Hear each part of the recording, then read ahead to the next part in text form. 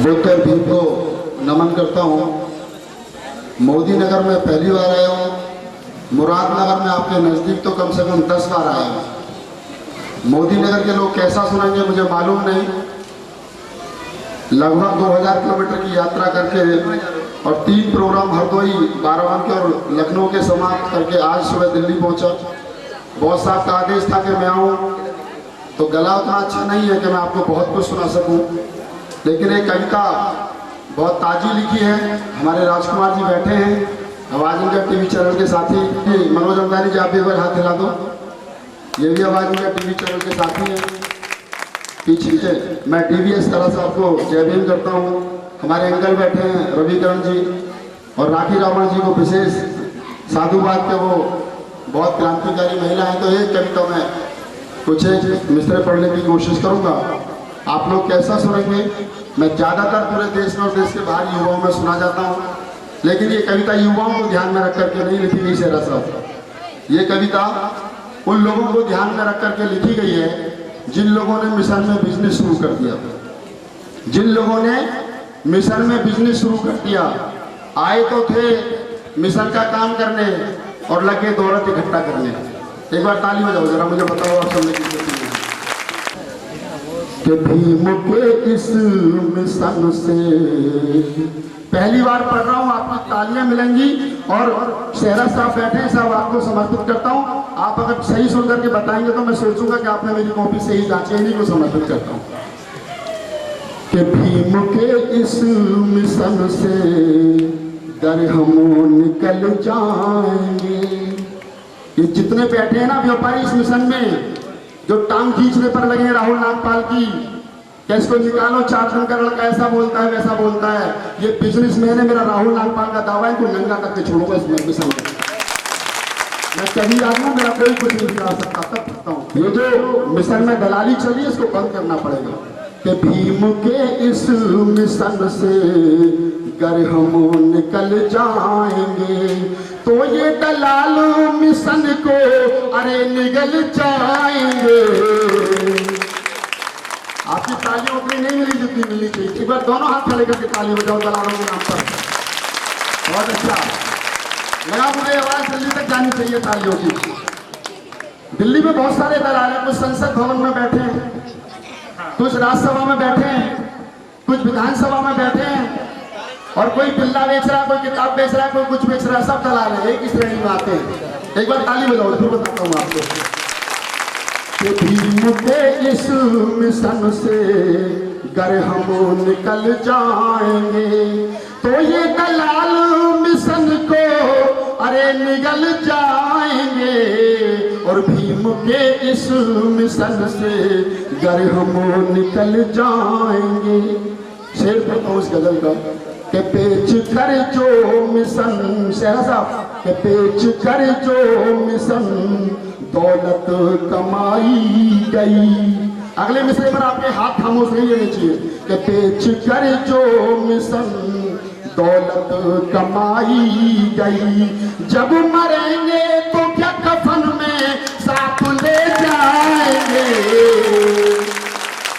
भीम के इस मिशन से अगर हम निकल जाएंगे तो ये दलाल मिशन को अरे निगल जाएंगे। भीम के इस मिशन से अगर हम निकल जाएंगे। चिंचोली एक जगह है महाराष्ट्र में, जब बाबा साहब के यूज करने वाली चीजें रखी, मैं भी देख करके आया था, आप शायद लोगों ने देखी हो। दिल्ली से अक्सर एक शेरा साहब आवाज उठती है कि इन चिंचोली की जो चीजें इनको दिल्ली में लाया जाए ताकि सब लोग देख सकें। मैंने कहा नहीं यार, इनको चिंचोली में रहने दो। दिल्ली में इतने बड़े दलाल बैठे हैं कि अगर ये चिंचोली से दिल्ली में आ गई ना तो ये तो महाराष्ट्र के लोग हैं जिन्होंने संभाल कर रखी है, इस पर भी टिकट लगा देंगे तुम बतिया बैठ करके। चिंचोली में जो धरोहर रखी भीम की, ये उन लोगों ने आवाज उठाई थी कि चिंचोली में जो सामान बाबा साहब का रखा दिल्ली में होना चाहिए, लेकिन मैं इसके लिए एग्री नहीं हूँ, क्योंकि चिंचोली में धरोहर जो रखी भीम की, घर आई दिल्ली में तो ये दलाल बेच कर खाएंगे। भीम के इस मिशन से गर हम निकल ही गए तो दलाल मिशन को अरे निगल जाएंगे। और भीम के इस मिशन से गर हम निकल ही गए। देखो सहरा साहब ने 100 रुपये मुझे दिए, ये मेरे लिए 1 लाख रुपए के बराबर है। एक बार सहरा साहब के ताली बजाइए कि भीम के इस मिशन से गर हम निकल ही गए। और एक शेर पढ़ता हूँ इसी गजल का, आप लोग कैसा सुनेंगे कि मिलते रहते हैं इनको सम्मान बहुत। आप सब लोग बुलाते हो जी फलाने जी को बुलाओ, उनको बुलाओ, उनको बुलाओ, बड़ी बड़ी सील्ड देते हो, लेकिन कभी कॉपी जांचने की कोशिश नहीं की कि बाबा साहब की सील्ड के लायक ये है भी या नहीं है। तब पढ़ता हूँ एक शेर उनके लिए कि मिलते रहते हैं उनको वो सम्मान बहुत, कि मिलते रहते हैं उनको सम्मान बहुत। अरे खुद चले कुछ कदम तो संभल जाएंगे। और भीम के इस मिशन से गर हम निकल जाएंगे तो ये दलाल मिशन को अरे निगल जाएंगे। भीम के इस मिशन को हम निकल ही गए कि लिखते लिखते कलम मेरी थकती नहीं, कि लिखते लिखते कलम मेरी थकती नहीं। हम दलालों को नंगा अब कर जाएंगे। भीम के इस मिशन से गर हम निकल जाएंगे तो ये दलालों मिशन को अरे निगल जाएंगे।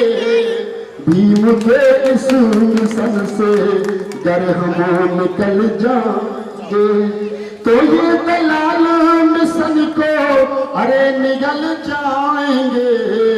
भीम के इस मिशन से हम गर निकल जाएंगे।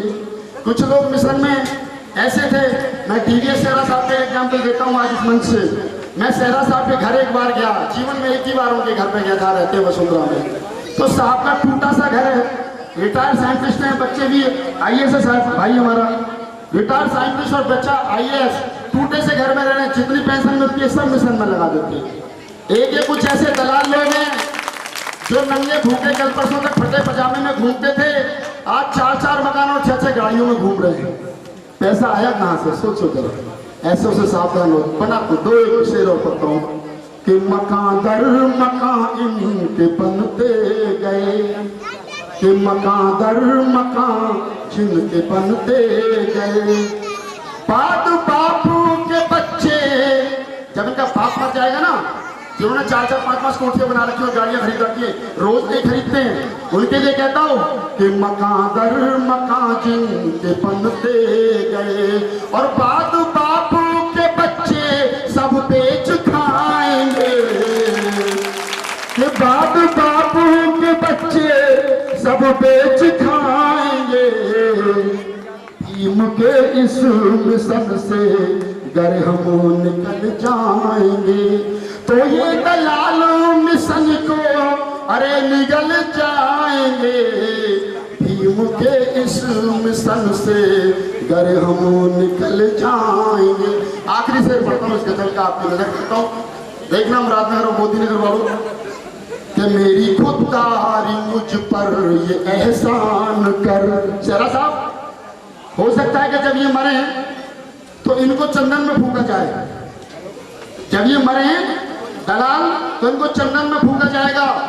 और राहुल नागपाल, डीवीएस सहरा साहब और शशि भूषण जब मरेंगे तो शायद हमारे लिए उपले भी नसीब ना हो। हमें इसकी कोई परवाह नहीं है, हमें इसकी कोई परवाह नहीं है। हमें परवाह इस बात से कि जब राहुल नागपाल मरे तो पीछे कम से कम लाखों की भीड़ होनी चाहिए।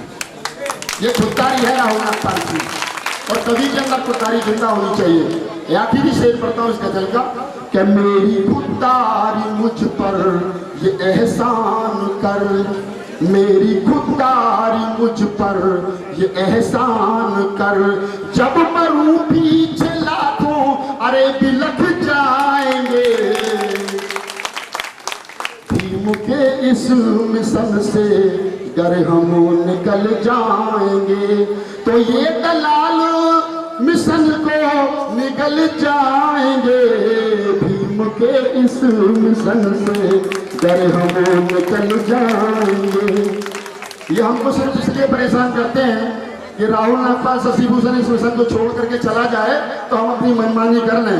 लेकिन हमने जी कसम खा रखी है कि बेटे तुमने कहा था कि राहुल नागपाल की औकात 1 रुपए की है, कहा था इन्होंने एक बार कि राहुल नागपाल की औकात 1 रुपए की है, और मैंने जवाब दिया था कि मैं 1 रुपए का वोट ले लूंगा, अपनी सीट आ जाऊंगा, सबके सर गंजे कर दूंगा। ये दावा है राहुल नागपाल का। जय भीम, नमो बुद्धाय, जय मूल निवासी। दोबारा फिर कभी याद करोगे तो कोशिश करूंगा कि मोदी में बनाऊं। आपने बहुत मोहब्बत के साथ सुना, मैं आपका ऋणी हूं। नमो बुद्धाय, जय भीम, जय मूल।